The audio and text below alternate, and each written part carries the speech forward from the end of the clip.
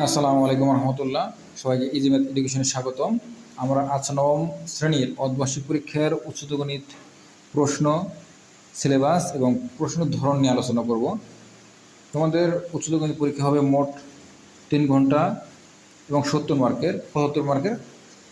মার্কের মধ্যে পরীক্ষা হওয়ার পরে বাকি 25 মার্ক হবে ব্যবহারিক পরীক্ষা। আসো, প্রথম যে তোমাদের 25 মিনিট বরাদ্দ থাকবে 25টা বহু নির্বাচনী প্রশ্নের জন্য।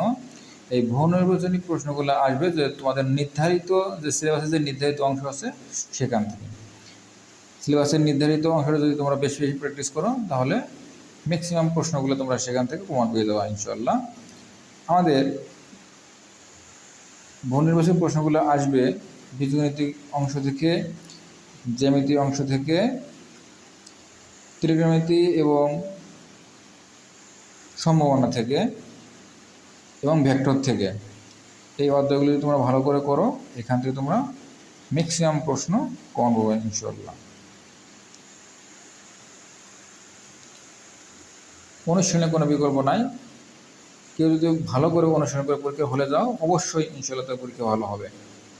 এই জন্য তোমরা যত বেশি পারো বেশি বেশি করে অনুশীলন করার জন্য চেষ্টা করো। এখানে 25টা বহু নির্বাচনী প্রশ্নের জন্য তোমাদের 25 মিনিট সময় বরাদ্দ থাকবে এবং 25 মিনিটের মধ্যে এই 25টা বহু নির্বাচনী প্রশ্নের উত্তর করতে হবে।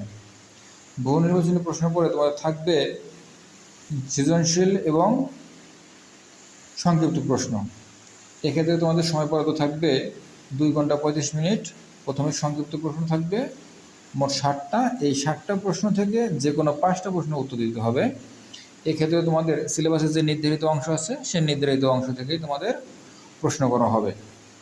যেমন বীজগণিত অংশ থেকে থাকবে প্রশ্ন, তারপরে তোমাদের স্থানাঙ্ক জ্যামিতি বা জ্যামিতি অংশ থেকে থাকবে সম্ভাবনা, এবং ত্রিকোণমিতি যে অংশটা তোমাদের আছে সিলেবাসে সেই ওই অংশ থেকেই প্রশ্ন আসবে।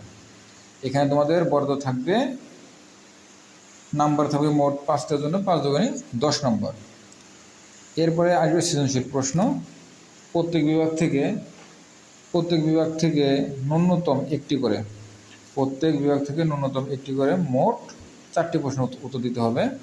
এখানে ক বিভাগে থাকবে বীজগণিতের 3টে প্রশ্ন থাকবে।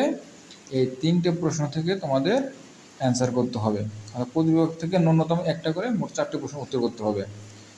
ক বিভাগের পরে আসবে খ বিভাগ। এখানে থাকবে জ্যামিতি ও ভেক্টর। এখান থেকে জ্যামিতি থেকে একটা এবং ভেক্টর থেকে একটা প্রশ্ন সেট হবে। তারপরে আসবে গ বিভাগে তোমাদের ত্রিকোণমিতি ও সম্ভাবনা। এখান থেকে কোশ্চেন সেট হবে।